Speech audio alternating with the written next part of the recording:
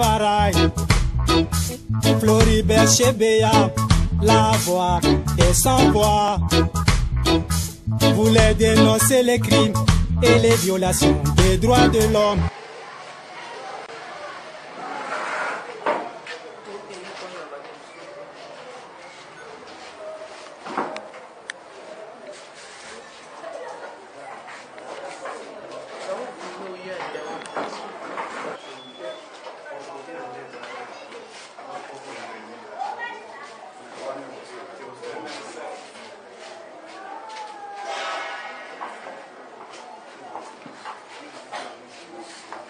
Distingués invités en vos titres et qualités respectives, nos organisations membres du collectif des ONG de défense des droits de l'homme ont fait un déplacement hier vers la prison de Makala pour rendre visite et s'enquérir de la situation de l'état de santé de M. Eugène Diomi Dongala. Cette délégation était composée de Maître Jacob Baluchi de l'Observatoire congolais des droits humains, Madame Philomène Mukendi de Ange du Ciel, Emmanuel Cole de la Fondation Bill Clinton pour la paix, M. Karol Mulunda du Centre pour les droits humains et humanitaires, Madame Marie Lukusa de la Ligue des électeurs, M. Godé Tanobi de l'Association congolaise pour l'accès à la justice, M. Amédée Bogotobi, membre de l'Association africaine de défense des droits de l'homme, et M. Aaron Bongo du Comité des droits de l'homme maintenant, sans compter votre humble serviteur, Maître Lumumbaya Silva. Au terme de cette visite, la délégation s'est entretenue avec M. Diomi Dongala, qui, selon elle, visiblement, il est victime d'un harcèlement judiciaire. Contrairement à ce qu'une certaine opinion laisse croire, l'état de santé de M. Eugène Diomi Dongala mérite une attention particulière de la part du gouvernement, car il éprouve des douleurs nerveuses aiguës qui accablent gravement son bras droit et sa colonne vertébrale.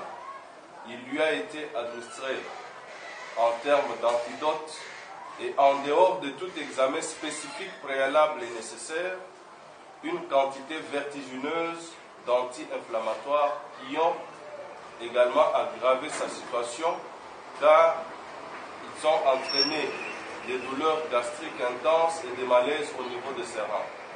Son bras doit être soutenu pour qu'il parvienne, ne fût-ce qu'à dire, à prendre la main de ses visiteurs pour dire bonjour, et il ne parvient même pas à se tenir debout pendant plus de 5 minutes.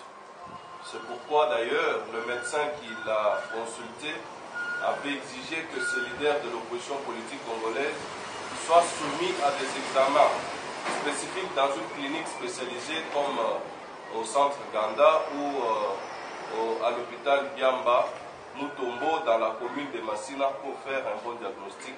Malheureusement, nous constatons que cette demande médicale rencontre la résistance farouche du régime en place. Après l'interview d'ailleurs qu'il avait accordée à la RFI, M. Diomi Dongala est surveillé comme un malfrat dans sa cellule située au pavillon 1 de la prison de Makala qu'il partage avec d'autres codétenus. Pourtant, sur le plan judiciaire, par sa décision rendue sous RP 014-CR le 15 avril 2013, la Cour suprême de justice avait ordonné la mise à résidence surveillée de M. Eugène Diomi Dongala, ce qui signifie qu'il devrait être sorti de la prison de Makala et placé sous surveillance policière à sa résidence. Cette décision demeure non exécutée par le procureur général de la République qui maintient le député Diomi Dongala à la prison comme un condamné, alors qu'à ce stade de procédure, il n'est qu'un simple prévenu et il bénéficie de la présomption d'innocence, qui est un droit fondamental consacrée par la Constitution de la République et les instruments juridiques internationaux tels la Déclaration universelle des droits de l'homme, la Charte africaine des droits de l'homme et des peuples, les pactes internationaux, notamment le pacte international. Toujours nous le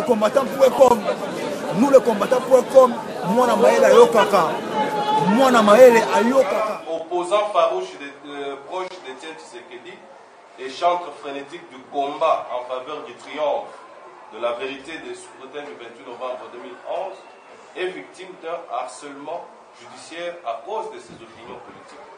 C'est pourquoi le collectif des ONG des droits de l'homme recommande au procureur général de la République de respecter l'esprit et la lettre des ordonnances de la Cour suprême de justice en mettant fin, et ce sans délai, à la détention de M.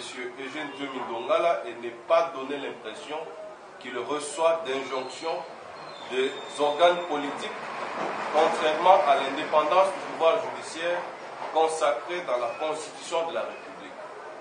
Au président de la République, en sa qualité de garant de la nation et magistrat suprême, de rappeler le procureur général de la République à l'ordre afin de faire échec à son intransigeance face aux décisions judiciaires valablement rendues.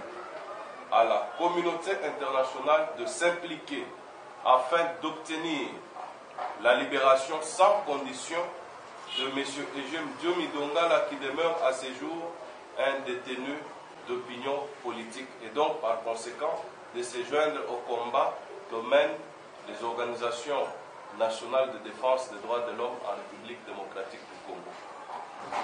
Pour les signataires, la Ligue des électeurs, l'Observatoire congolais des droits humains, Ange du ciel, Fondation Bill Clinton pour la paix, Comité droits de l'homme maintenant, Centre des droits humains et humanitaires, Association congolaise pour l'accès à la justice, Toge Noire, les amis de Nelson Mandela pour les droits de l'homme, Œuvre sociale pour le développement, Amédée Bobotobi, membre de l'Association africaine de défense des droits de l'homme, nous avons dit et nous vous remercions tout en nous prêtant à vos questions-réponses si elles sont là.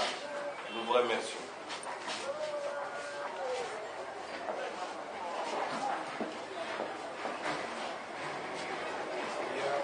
Il y a des questions?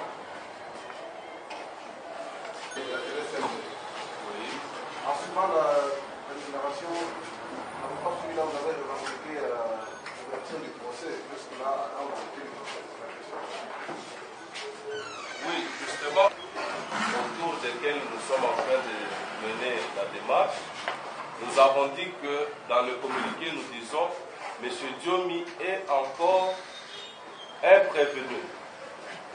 Ça veut dire qu'un prévenu attend qu'il soit, n'est-ce pas, amené devant son juge naturel pour un procès, lequel tarde à venir.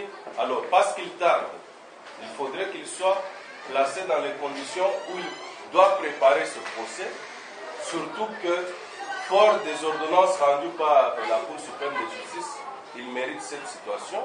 Il doit donc être placé dans ces conditions. Vous savez que depuis l'invalidation de son mandat en tant que député national, il y a eu énormément de modifications par rapport à sa qualité. Et donc, tout ce qui a été posé comme devoir jusqu'ici va être refait parce que ça avait été fait en tenant compte de sa qualité de député. Maintenant qu'il ne l'est pas, toute la procédure doit être recommencée à zéro et il a cessé d'être justiciable de la Cour suprême de justice.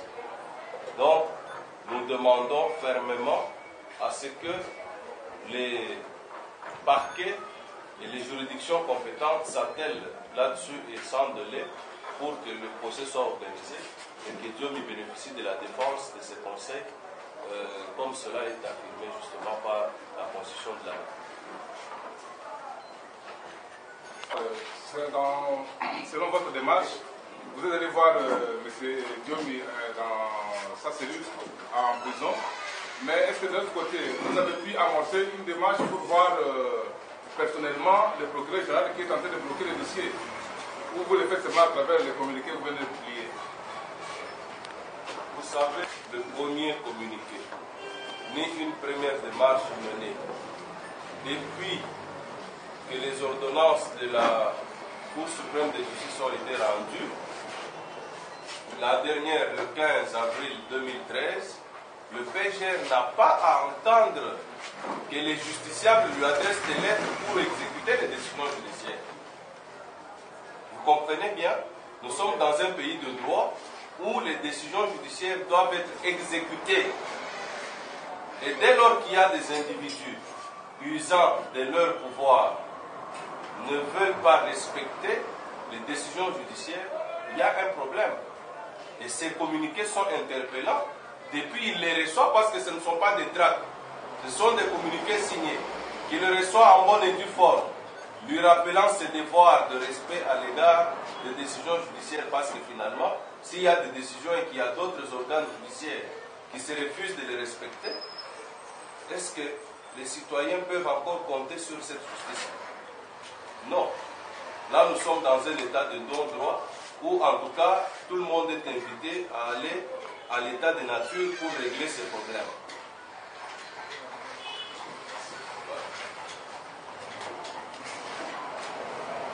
S'il n'y a plus de questions.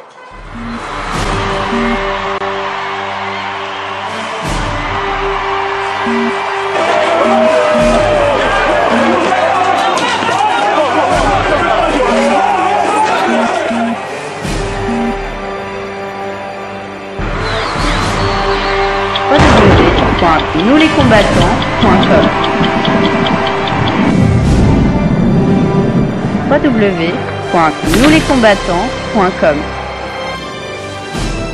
le site officiel de tous les combattants.